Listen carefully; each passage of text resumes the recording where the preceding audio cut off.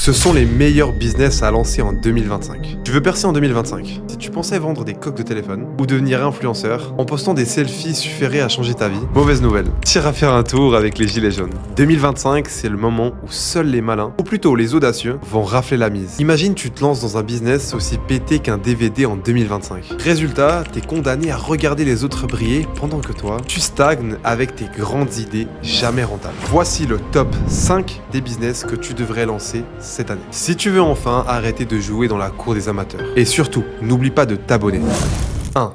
Les business liés à l'IA. L'IA, c'est pas juste une tendance. C'est l'équivalent du pétrole à l'ère industrielle. Sérieusement, en 2025, si tu ne te positionnes pas sur l'intelligence artificielle, tu mérites de rester coincé dans un job de 9h à 18h avec une machine à café qui clignote hors service. Et si tu n'as pas compris ça, alors quelqu'un d'autre le fera à ta place. Et il roulera en Lamborghini pendant que toi, tu rouleras en Clio. Imagine un peu, développer des outils IA pour automatiser les tâches répétitives des entreprises et leur faire économiser des millions. Par exemple, si tu vas voir les agences immobilières qui perdent un temps fou avec des tâches répétitives, répondre aux mêmes questions sur les biens, organiser des visites, suivre les dossiers des clients ou encore gérer des plannings pour des agents. Le problème, c'est qu'ils ont une perte de productivité énorme et une perte d'argent de malade. Toi, ce que tu vas faire, c'est que tu vas créer un outil d'IA sur mesure pour les agences immobilières. Cet assistant intelligent peut répondre automatiquement aux demandes des clients via un chatbot, organiser des visites en synchronisant les agendas des agents et des clients et suivre automatiquement les dossiers de vente ou de location. Avec un outil comme ça, il se concentre sur ce qui rapporte. Conclure des ventes et signer des mandats.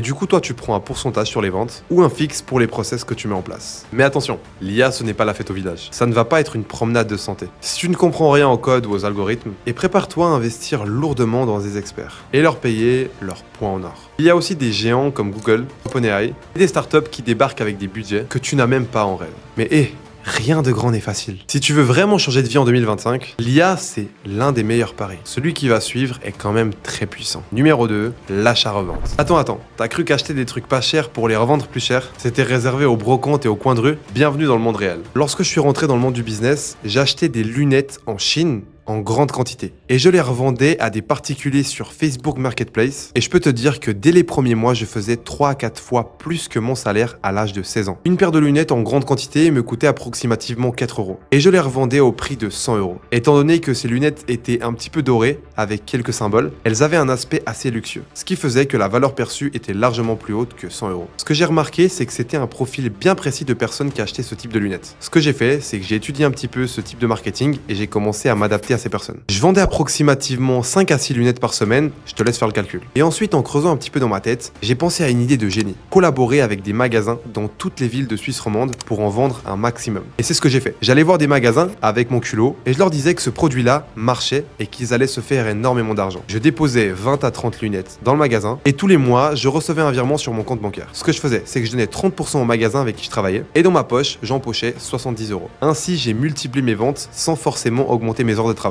À l'heure où je te parle, ce business tourne encore. Et cela depuis plus de 3 ans. Certes, ce n'est plus du tout ma source de revenus principale, mais c'est un business qui m'a aidé à en être là et à investir en moi au début. Et le plus important de tout ça, c'est qu'au-delà de l'argent, il m'a appris à vendre, à négocier et à collaborer. Et sans cette compétence, je ne serais pas là où j'en suis aujourd'hui. Numéro 3, e-commerce. Le e-commerce n'est pas mort. Le marché du e-commerce va atteindre 4 trillions de dollars, ça fait beaucoup de zéros quand même. Le e-commerce, ce n'est pas juste un business. C'est une usine à imprimer de l'argent, pour ceux qui savent s'adapter aux nouvelles règles du jeu. Pendant que toi, tu te plains sur tes frais de livraison sur les commandes en ligne, d'autres encaissent 6 chiffres par mois en vendant des produits que tu ne soupçonnes même pas. Ce que tu dois faire, c'est très simple, mon gars. Trouver un produit qui résout un problème du quotidien, même une niche comme les produits pour animaux ou les accessoires de sport par exemple. Ensuite, tu lances ta boutique en ligne, pas besoin d'être un développeur ou de claquer une fortune. Shopify, WooCommerce ou même une page Instagram suffisent pour démarrer. Après avoir automatisé tes ventes, publicité ciblée sur Facebook, TikTok Ads ou influenceur pour attirer des clients en masse, pendant que toi, tu te concentres sur la stratégie. Voilà, tu n'as qu'à gérer tes commandes et améliorer petit à petit tes process. Mais évidemment, il y a des défis, le revers de la médaille. Déjà, les publicités coûtent cher, donc prévois un peu de budget. Pense aussi à envoyer à tes clients les colis et sois aussi capable de gérer tout le PB de logistique. Ça reste le business le plus accessible, mais aussi le plus compétitif. Tu penses que c'est pas fait pour toi? Pas grave, attends le prochain business. Numéro 4, le SMMA. Le Social Media Marketing Agency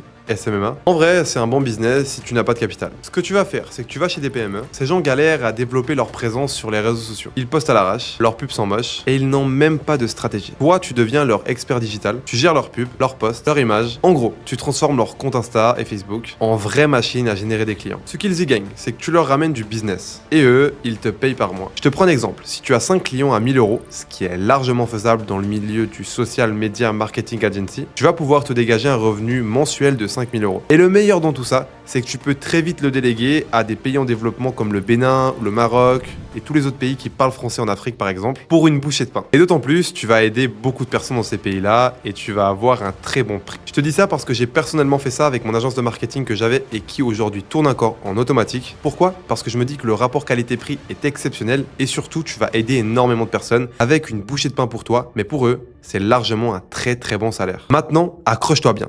Le 5e business est sans doute le meilleur business pour la prochaine décennie et le plus ajustable à ta situation, le e-learning. Si tu sais pas ce que c'est le e-learning, en vrai t'es vraiment naïf, c'est pas juste des cours en ligne, mais un véritable empire à construire. Si tu as une compétence et que tu ne la monétises pas en ligne, t'as rien compris. Pendant que d'autres se font des chiffres en pyjama. Je vais t'expliquer au moins comment tu peux faire. En fait, si tu es bon dans un truc, ou même pas trop mauvais, peu importe, les gens payent pour apprendre des choses en ligne. Ils veulent apprendre vite, et bien, sans perdre des heures sur YouTube. Ils veulent se former depuis leur canapé, et ils veulent développer des compétences qui rapportent. Et là, c'est toi qui leur donne la clé. Tu crées une formation par exemple sur une compétence monétisable, montage vidéo, marketing, gestion de réseaux sociaux ou encore fitness, cuisine, peu importe. Ce que tu veux. Ensuite, tu la vends sur une plateforme comme par exemple System.io. Tu bosses une fois et le produit se vend en boucle. 24 heures sur 24, 7 jours sur 7. Pendant que tu dors, pendant que tu pars en vacances, pendant que d'autres bossent pour un salaire fixe. Tu as zéro limite. Tu peux vendre à 10 personnes ou à 10 000 personnes, le produit reste le même. À chaque vente, c'est du pur bénéfice. Tu as juste besoin d'un ordinateur, un peu de créativité et boum, te voilà avec ton business scalable. 10 fois 1000 égale 10 000. Et 10 000 dans ce milieu-là, c'est pas très compliqué. Le e-learning, c'est le business à lancer en 2025. Pendant que toi tu réfléchis, d'autres créent des formations ou toute autre forme de produit digital et ils les vendent à des milliers d'euros. En gros, tu n'as pas besoin de capital, pas besoin de stock, juste besoin de ta tête et un système. Ça tombe bien, il y a une toute nouvelle méthode qui explose aux USA, la méthode 3C. Si tu veux découvrir cette méthode et faire beaucoup de cash, prends un rendez-vous avec moi en description. C'est gratuit et tu pourras certainement gagner plus que ton ancien patron. Let's go, j'ai hâte de te retrouver de l'autre côté. Réserve donc vite ton appel en description de cette vidéo afin que les places soient encore disponibles. Et surtout, n'oublie pas de t'abonner. On se revoit dans la prochaine vidéo, c'était Nono Bilk. Ciao.